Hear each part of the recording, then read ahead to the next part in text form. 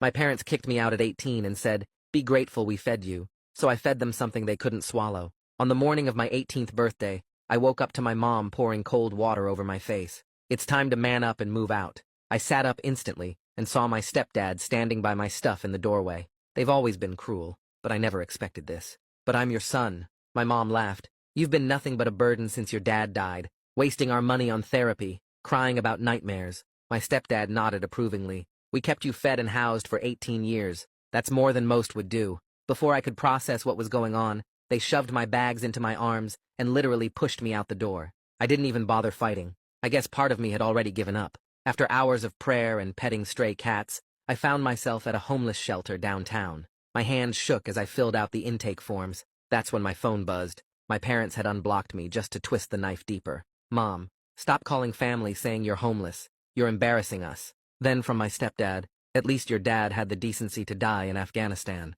Facepalm emoji. I lost it. Right there in that plastic chair, I just broke down sobbing. The counselor, this tired-looking woman, touched my shoulder. "Honey, what's wrong?" I showed her the texts. She was reading them when her eyes drifted down to my intake form. Her whole body went rigid. "Wait," her voice came out strange. "Michael Krzyzewski? Your father died in Afghanistan?" "Yeah," I managed. "When I was 6. She gripped the edge of her desk. "Did you ever see the body? Attend a burial?" I stared at her in disbelief. "Excuse me, James, did anyone from the military ever visit after? Check on you?" Not really. No, I don't know. Wait, why are you asking me this?" Her hands click-clacked on her Chromebook. After 30 seconds, her face went white. "James, your father didn't die in Afghanistan." My chest tightened. "What?" "He's at Palmer V, a psychiatric ward. He's been there for 12 years. The fluorescent lights suddenly felt too bright. That's impossible. We had a funeral. I went to grief therapy for years." She looked me straight in the eyes. "You need to see your father.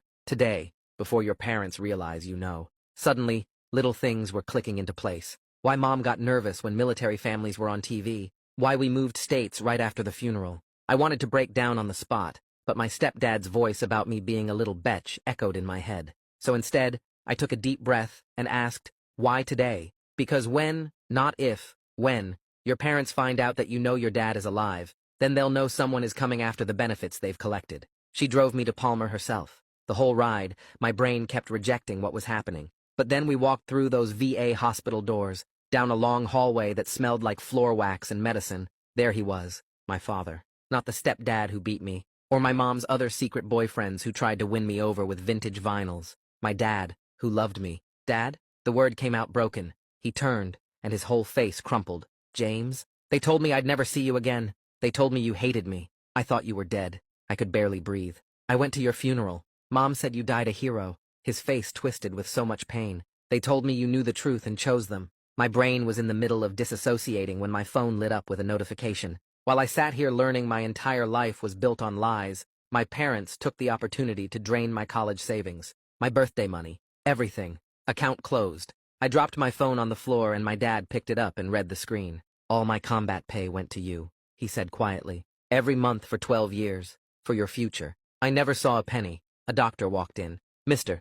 Krzyzewski has been ready for discharge for years, but he's disabled from the war. He needs family to release him to. Someone who will take care of him." "I'll do it," I said immediately. "I'll take care of him." The next morning felt unreal. Dad walked out in civilian clothes, jeans, and a flannel that hung loose on him. As we got closer to my mom and stepdad's home, his breathing got shallow. 12 years, Dad whispered. 12 years they stole from us. We stood at the front door, the same door they'd pushed me out of yesterday. Inside, footsteps approached. The deadbolt turned. The door swung open. We were met with my stepdad's face. It dropped so quickly I almost laughed. He was seeing a dead man standing on his porch. Behind him, Mom appeared, and her coffee mug slipped from her hand, shattering on the floor. My dad smiled. "Hello, Mark. We need to talk about my death benefits. Listen to 90 Seconds and rate me 5 stars on Spotify. Doing a giveaway for people who did this and show proof on my Instagram. There will be 4 winners, and you get to choose between a Spotify or Amazon gift card." Mark's face went through about 5 different expressions in 3 seconds.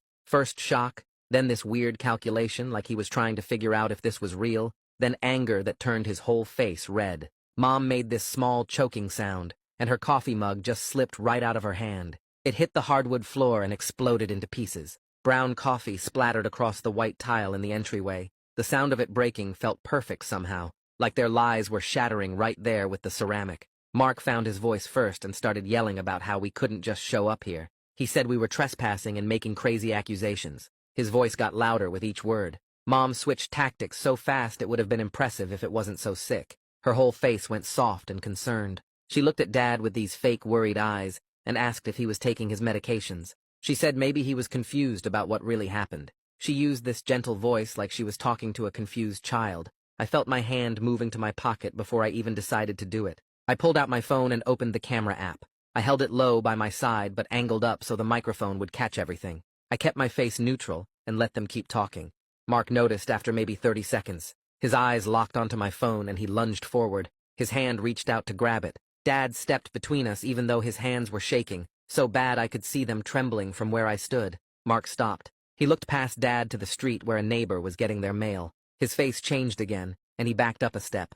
I kept recording. Mom tried a different approach and said we should all sit down and talk calmly inside. Dad's breathing changed. It got fast and shallow. I could see his chest moving too quick. His eyes had this unfocused look that I recognized from the hospital. He was starting to spiral. I made the choice right there. We came here to let them know we weren't going away. That message got delivered. I touched Dad's arm and said we were leaving. He nodded but didn't say anything. We turned and walked back to the car. I could feel Mom and Mark watching us from the doorway. I got Dad into the passenger seat, and he just stared down at his hands. They were still shaking. I sat in the driver's seat for a minute trying to figure out what to do next. Then I remembered the shelter counselor had given me her direct number. I called her and explained what just happened. She didn't waste time with questions. She said she could arrange a one-night motel voucher through an emergency fund. She gave me the address and said to ask for the manager. I thanked her and hung up. Dad hadn't moved. He was still looking at his hands like they belonged to someone else. I started the car and drove to the motel. It took 20 minutes. Dad didn't speak the whole way. The weight of being the only thing between him and complete breakdown sat on my chest like a rock.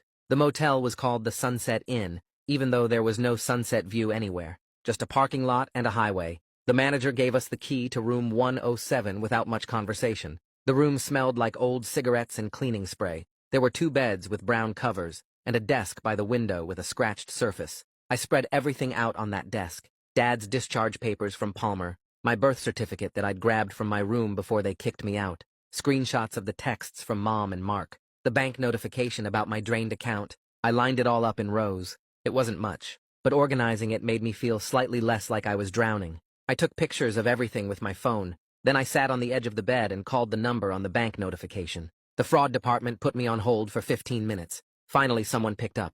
I explained the situation. The representative said my college savings account was closed yesterday morning.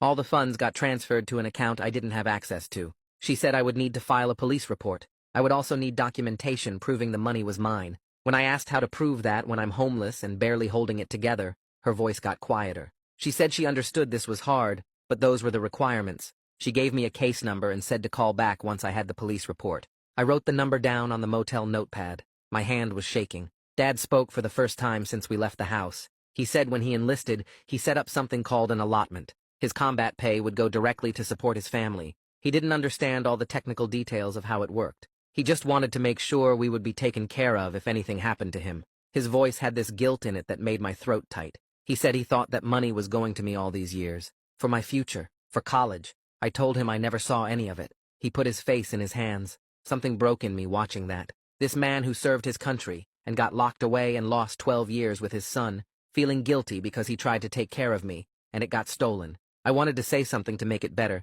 but there weren't any words for this. I just sat next to him on the bed until his breathing evened out. I spent the next hour backing up everything on my phone to the cloud.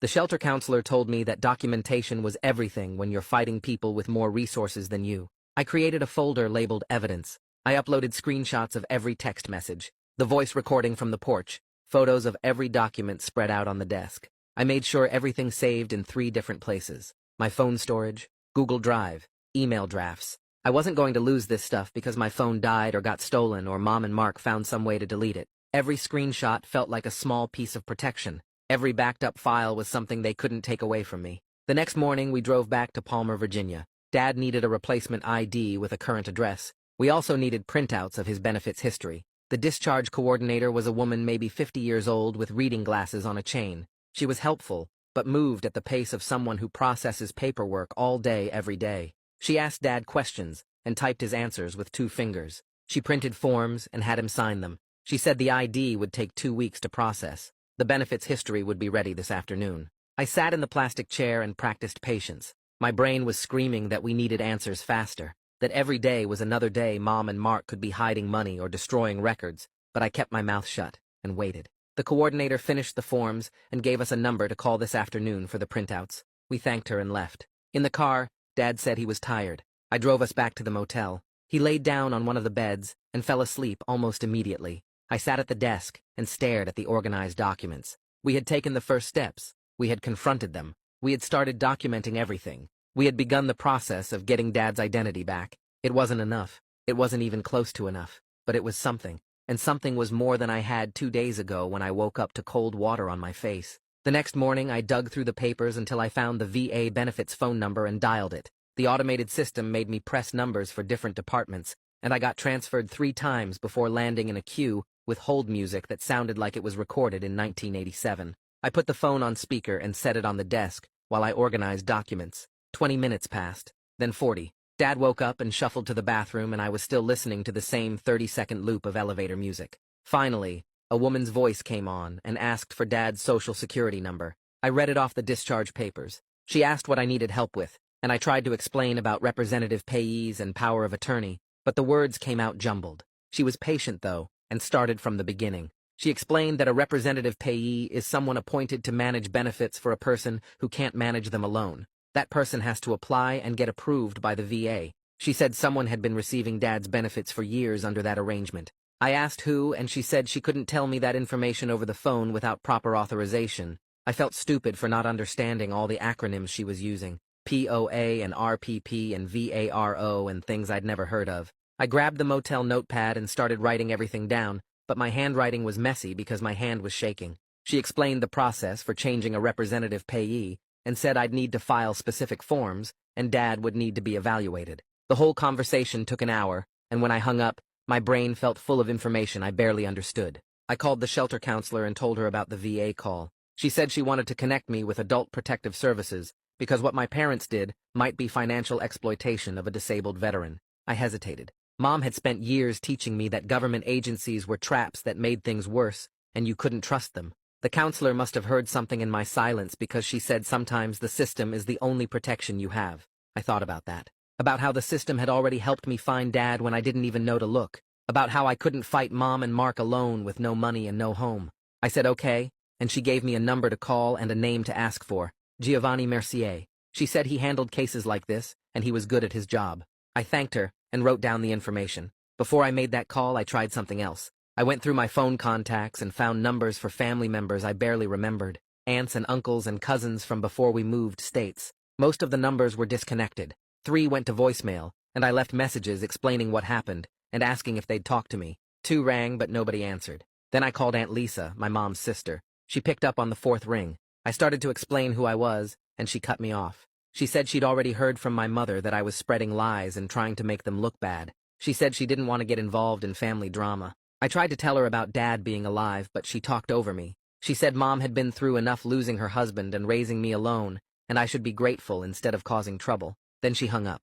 I sat there staring at my phone. The isolation felt deliberate, like Mom had spent years cutting off anyone who might question her story or help me if I ever found out the truth. That night after Dad fell asleep, I opened a new document on my phone and started writing everything I could remember. I put Dad's supposed death at the top and marked it as when I was 6. Then I listed everything that happened after. How we moved to a different state within months of the funeral. How Mom got nervous whenever military families appeared on TV shows. How she always changed the subject fast when I asked about Dad's service or wanted to look at photos of him. How she threw out most of his stuff during the move and said it was too painful to keep. How we never visited the grave she claimed he was buried in. I wrote down the therapy sessions where I cried about losing him, the nightmares I had for years, the way Mom used my grief to control me and make me feel guilty for being sad. Writing it all out made the patterns visible. It wasn't just one lie. It was a whole structure of lies built carefully over 12 years, each piece designed to keep me from asking the right questions. My phone lit up at midnight, a text from Mom. It said we could talk if I stopped spreading rumors and making her look bad to the neighbors. She said people were asking questions, and it was embarrassing her. She said I was being dramatic, and we could work this out if I just calmed down and came home. I read it 3 times. My thumb moved toward the reply button, and I caught myself. I stared at the message for 20 minutes. Part of me wanted to type back all the things I was feeling, but I knew that's what she wanted. She wanted me to engage so she could twist my words and make me feel crazy. Instead, I took a screenshot of the text. I opened my evidence folder and added it to the collection. Then I put my phone face down on the desk, without responding. The next morning, I sat down with Dad while he ate the free motel breakfast I'd brought back to the room. I said we needed to talk about boundaries and safety. He looked up at me with this expression like he was bracing for bad news. I explained that Mom and Mark might try to contact him, and he couldn't tell them where we were staying or what we were doing. He nodded, but didn't say anything. I kept going. I said they might try to convince him I was lying, or that I was going to abandon him. I said no matter what they said, he couldn't share information with them. He agreed, but I could see the fear in his eyes. The same fear I'd seen at Palmer when he thought I might leave him there. I reached across the small table and put my hand on his arm. I promised him I wasn't going anywhere. I said we were going to figure this out together, and I meant it. His shoulders relaxed a little, and he went back to eating. I had an appointment at Legal Aid that afternoon. The office was in a strip mall next to a tax preparation place. Inside, it smelled like old coffee and copy machine toner. The receptionist had me fill out an intake form, and then led us to a small office where Artemisia Bruno was waiting. She was younger than I expected, maybe 30 with dark hair pulled back and glasses. She shook both our hands and gestured for us to sit. Then she opened a yellow legal pad and said to start from the beginning. I told her everything. About waking up to cold water on my birthday. About the shelter counselor finding Dad. About the confrontation on the porch. About the drained bank accounts. She didn't interrupt once, just wrote notes in neat handwriting and nodded occasionally. When I finished, she looked up at me. She said we had potential civil claims for fraud and conversion. She explained those were legal terms for lying to steal money and taking property that belonged to someone else. She said there was also a criminal angle if the district attorney's office got involved. She asked if I had documentation, and I showed her my phone with all the screenshots and recordings. She said that was good, that I was smart to preserve everything. Then she said this was going to take time, but she would help us. 2 days later, my phone rang from a number I didn't recognize. I answered, and a man said his name was Giovanni Mercier from Adult Protective Services. He said the shelter counselor had referred my case, and he wanted to schedule a phone intake. I grabbed my notepad. He asked questions about Dad's situation, and I answered as clearly as I could. He said he was opening a case file and assigning an investigator. He explained the process would take time because they needed to interview multiple parties and gather financial records. I felt my impatience rising. I wanted answers now. I wanted Mom and Mark punished now. But Giovanni's voice was calm and steady, and he said thorough investigation was better than quick dismissal. I knew he was right, even though it frustrated me. He said someone would call within a week to schedule interviews, and I should keep documenting everything. The next call came from the bank. A woman named Agatha Riggs from the fraud department. She said she'd received my initial report and was creating a case file. Then she started listing documents they would need. A police report, proof of my identity, evidence the account was set up for my benefit, statements from anyone who could verify my parents' access wasn't authorized. I wrote everything down, but each requirement felt like another mountain to climb. I didn't have some of these things. I didn't know how to get others. Agatha must have sensed my stress because she said to take it one step at a time. She said to get what I could and call her back. She gave me her direct number and said she was assigned to my case specifically. That afternoon, Ricardo Bruno from the VA called. He said he was a social worker, and he wanted to schedule a consultation about housing assistance and caregiver programs. He also said we needed to talk about changing Dad's representative payee. He started naming programs and resources I'd never heard of. HUDVASH and caregiver stipends and something called aid and attendance. I grabbed my notepad again and wrote as fast as I could, but he was talking quickly, and I was missing things.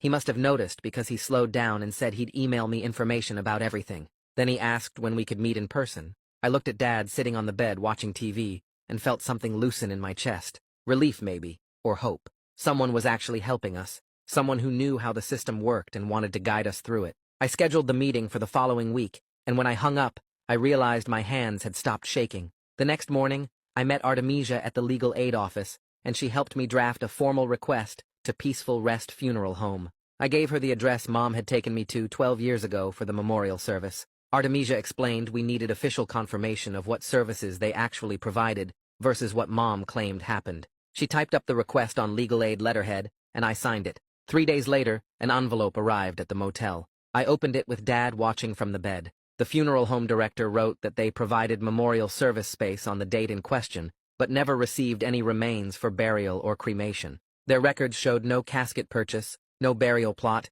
no cremation authorization. Just the rental of their chapel for 2 hours. I read it